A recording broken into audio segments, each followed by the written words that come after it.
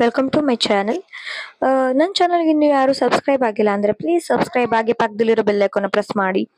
ಹಾಗೆ ಇವತ್ತು ನಾನು ನಿಮಗೆ ಮಾವಿನ ಹಣ್ಣಿನ ಸಾರು ಮಾಡೋ ಅಥವಾ ಹುಳಿ ಮಾಡೋದನ್ನ ಹೇಗೆ ಅಂತ ತೋರಿಸ್ತಾ ಇದ್ದೀನಿ.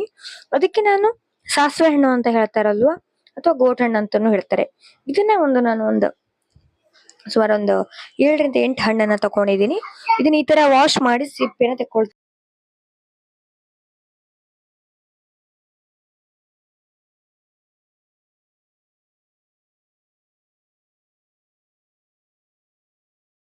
ಎಂದು ನಾನು ಸಿಪ್ಪೆ ತೆಕ್ಕೊಳ್ತಾ ಇದ್ದೀನಿ. ಈಗ ಇದಕ್ಕೆ ನಾನು ಬೆಲ್ಲನ ಹಾಕೊಳ್ತಾ ಇದ್ದೀನಿ. ಸುಮಾರು 1 ಕಪ್ ಆಗುವಷ್ಟು ಬೆಲ್ಲನ ಹಾಕೊಳ್ತಾ ಇದ್ದೀನಿ. ಇದಕ್ಕೆ ನಿಮ್ಗೆ ಸ್ವೀಟ್ ಎಷ್ಟು ಬೇಕೋ ಅಷ್ಟು ನೋಡಿ ಹಾಕೊಳ್ಬಹುದು. ಇದು ಸ್ವಲ್ಪ ಊರು ಬೆಲ್ಲ ಅಂಟಿರೋದ್ರಿಂದ ನಾನು ಕೈಯಲ್ಲೇನೆ ಇದು ಮಾಡ್ಕೊಳ್ತಾ ಇದ್ದೀನಿ. ಅದಕ್ಕೆ ಸ್ವಲ್ಪ ನೀರನ್ನ ಹಾಕೊಂಡು ಬೇಯಿಸ್ಕೊಳ್ಳೋದಕ್ಕೆ ಇದನ್ನ ನಾನೀಗ ಕುದಿಸ್ಕೊಳ್ಳೋದಕ್ಕೆ ಇಟ್ಕೊಳ್ತಾ ಇದ್ದೀನಿ. ಇದಕ್ಕೆ ನಾನು ಸ್ವಲ್ಪ ಉಪ್ಪನ್ನು ಕೂಡ ಹಾಕೊಳ್ತಾ ಇದ್ದೀನಿ. ಉಪ್ಪು ಹಾಕೊಂಡು ಮಿಕ್ಸ್ ಮಾಡಿ ಚೆನ್ನಾಗಿ ಒಂದು ಕುದಿ ಬಂದ್ರೆ ಸಾಕಾಗತ್ತೆ. ಇದು ಹಣ್ಣಾಗಿರೋದ್ರಿಂದ ಏನು ಜಾಸ್ತಿ ಹೊತ್ತು ಬೇಯಬೇಕು ಅಂತ ಏನು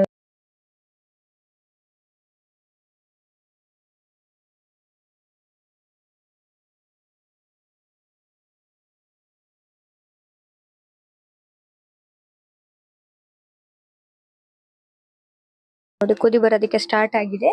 ಇದೊಂದು 5ರಿಂದ 10 ನಿಮಿಷ ಇದನ್ನ ಕುದಿಸ್ಕೊಂಡ್ರೆ ಸಾಕಾಗತ್ತೆ. ಇದು ತುಂಬಾ ಸಿಂಪಲ್ ಆಗಿ ಕೂಡ ತುಂಬಾ ಚೆನ್ನಾಗೂ ಆಗತ್ತೆ. ಇದನ್ನ ಒಂದ್ಸಲ ನೀವು ಟ್ರೈ ಮಾಡಿ ನೋಡಿ, ನಿಮಗೂ ಇದು ಇಷ್ಟ ಆಗತ್ತೆ.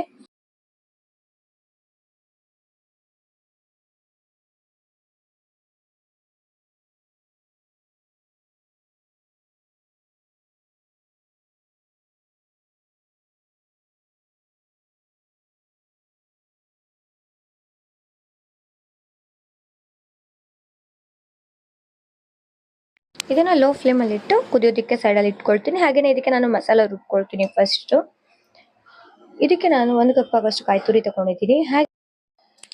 ಇದಕ್ಕೆ ನಾನು ರಸಂ ಪೌಡರ್ ಬರುತ್ತಲ್ವಾ, ಅದನ್ನ ಹಾಕೊಂಡಿದ್ದೀನಿ. ನಾನು ಇದ್ರ ಪೌಡರ್ನ ನಿಮ್ಗೆ ವಿಡಿಯೋಸ್ನ ಪುಡಿ ವಿಡಿಯೋನ ನಾನು ಮೊದಲೇನೆ ಅಪ್ಲೋಡ್ ಮಾಡಿದ್ದೀನಿ ಕೂಡ. ಬೇಕು ಅಂದ್ರೆ ಡಿಸ್ಕ್ರಿಪ್ಷನ್ ನಲ್ಲಿ ಕೊಟ್ಟಿರ್ತೀನಿ. ಇದನ್ನ ನುಣ್ಣಗೆ ರುಬ್ಕೊಂಡಿದ್ದೀನಿ. ಈ ಮಸಾಲಾನ ಈಗ ಬೆಂದಿರುವ ಇದಕ್ಕೆ ಈಗ ನಾನು ಹಾಕಿ ಚೆನ್ನಾಗಿ ಮಿಕ್ಸ್ ಮಾಡ್ಕೊಳ್ತೀನಿ ಮಸಾಲಾನ.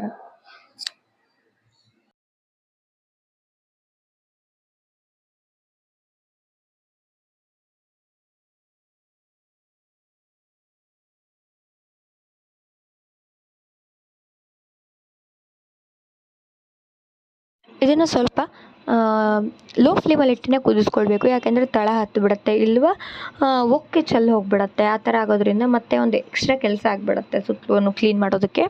ಹಾಗಾಗಿ ಲೋ ಫ್ಲೇಮಲ್ಲಿ ಇಟ್ಟನೆ ನಾನು ಇದನ್ನು ಕುದಿಸ್ಕೊಳ್ತಾ ಇದ್ದೀನಿ. ಇದಕ್ಕೆ ರುಚಿಗೆ ತಕ್ಕಷ್ಟು ಉಪ್ಪನ್ನು ಕೂಡ ಈಗ ಸ್ವಲ್ಪ ಹಾಕ್ಕೊಳ್ತಾ ಇದ್ದೀನಿ. ಫಸ್ಟಲ್ಲಿ ಹಾಕ್ಕೊಂಡಿದ್ದೆ, ಮತ್ತೆ ನೋಡಿ ಹಾಕ್ಕೊಳ್ಬೇಕು ಉಪ್ಪನ್ನು ಎಷ್ಟು ಬೇಕು ಅಂತ ಹೇಳಿ ನೋಡಿ. ಇದನ್ನ ಈಗ ನೋಡಿ ಚೆನ್ನಾಗಿ ಮಿಕ್ಸ್ ಮಾಡಿ ಕುದಿಯೋದಕ್ಕೆ ಬಿಡ್ತೀನಿ. ಹಾಗೆಯೇ ಇದಕ್ಕೆ ನಾನು ಒಂದು ಸ್ವಲ್ಪ ಕರಿಬೇವಿನ ಎಲೆನ ಹಾಕ್ಕೊಳ್ತಾ ಇದ್ದೀನಿ. ಅದು ಚೆನ್ನಾಗಿ ಸ್ಮೆಲ್ ಕೊಡುತ್ತೆ. ಹಾಗೆಯೇ ಕೂಡ ಹೆಲ್ತಿಗೂ ಕೂಡ ಒಳ್ಳೆಯದಾಗಿರೋದ್ರಿಂದ ಇದನ್ನು ಹಾಕ್ಕೊಳ್ತಾ ಇದ್ದೀನಿ. ಹಾಕಿ ಇದನ್ನು ಚೆನ್ನಾಗಿ ಕುದಿಸ್ಕೊಳ್ತೀನಿ.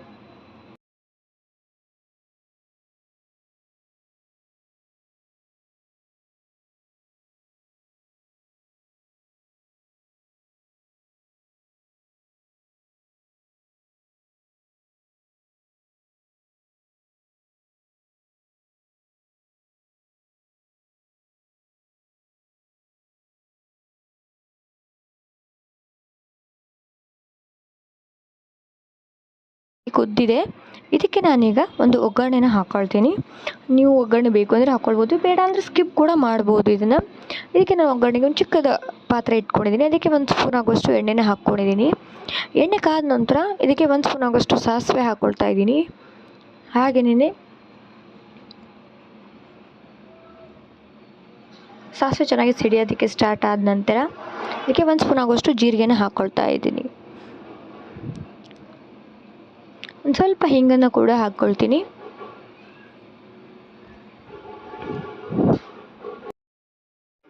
ಇದಕ್ಕೆ ನಾನೀಗ ಕರಿಬೇವಿನ ಎಲೆಯನ್ನು ಕೂಡ ಹಾಕ್ಕೊಳ್ತಾ ಇದ್ದೀನಿ. ಹಾಕಿ ಇದು ಚೆನ್ನಾಗಿ 1 ನಿಮಿಷ ಆದ ನಂತರ ಇದಕ್ಕೆ ಕುದಿತಿರುವಂಥ ಸಾರಿಗೆ ನಾನು ಹಾಕ್ಕೊಂಡು ಮಿಕ್ಸ್ ಮಾಡ್ಕೊಳ್ತಾ ಇದ್ದೀನಿ. ಈಗ ಮಾವಿನ ಹಣ್ಣಿನ ಹುಳಿ ರೆಡಿಯಾಗಿದೆ. ಇದು ನಿಮಗೆ ಇಷ್ಟ ಆಗಿದರೆ ಪ್ಲೀಸ್ ಲೈಕ್ ಮಾಡಿ, ಶೇರ್ ಮಾಡಿ, ಕಮೆಂಟ್ ಮಾಡಿ. ಹಾಗೆ ನನ್ನ ಚಾನಲ್ನ ಸಬ್ಸ್ಕ್ರೈಬ್ ಆಗೋದನ್ನು ಮಾತ್ರ ಮರಿಬೇಡಿ.